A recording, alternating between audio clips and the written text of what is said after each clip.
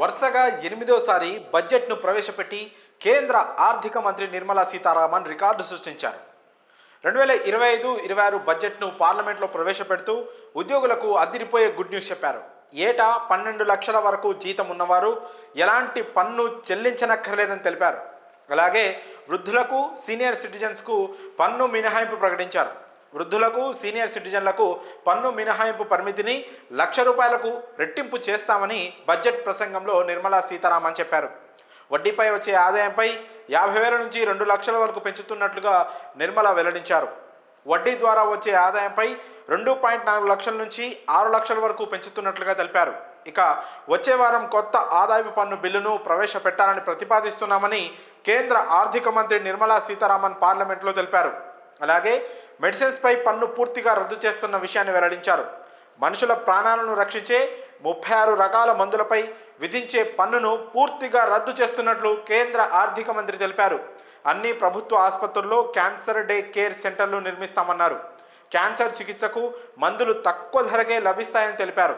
6 రకాల ప్రాణాలను రక్షించే మందులపై కస్టమ్ డ్యూటీని 5% తగ్గించనున్నట్లుగా పార్లమెంట్ బడ్జెట్ సమావేశాల్లో సీతారామన్ వెల్లడించారు.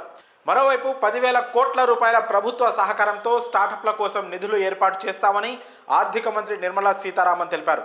అలాగే 5 లక్షల మంది మహిళలు, ఎస్సీ, ఎస్టీ పారిశ్రామికవేత్తలకు ప్రభుత్వం తొలిసారిగా 2 కోట్ల రుణం అందించనుందని తెలిపారు. అలాగే డాక్టర్ కావాలని కలలు కనే విద్యార్థులకు సైతం గుడ్ న్యూస్ చెప్పారు. దేశంలో ఎంబీబీఎస్ సీట్లను పెంచుతున్నట్లు పార్లమెంట్ సాక్షిగా ప్రకటించారు కేంద్ర మంత్రి. వచ్చే 5 ఏళ్లలో దేశవ్యాప్తంగా 75,000 కొత్త మెడికల్ సీట్లను పెంచుతామని ప్రకటించారు. దీంతో డాక్టర్లు కావాలనుకునే యువత సులభంగా మెడిసిన్ చేసే అవకాశం లభిస్తుంది. దేశంలోని వైద్య కళాశాలల్లో ఇప్పుడు మొత్తం 1,12,112 ఎంబీబీఎస్ సీట్లు ఉన్నాయి.